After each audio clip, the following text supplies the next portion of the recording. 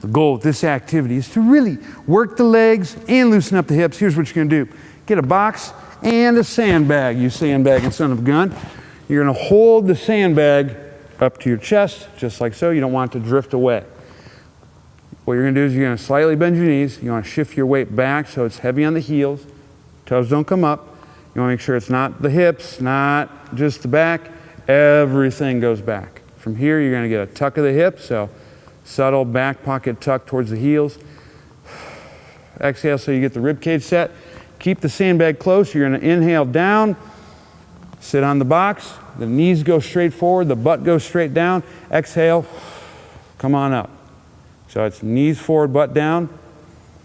Inhale, exhale. Make sure your legs stay centered as you're going down. You don't want the knees out or in. Let's do it again. So shift it back. And one more. That's how it's done.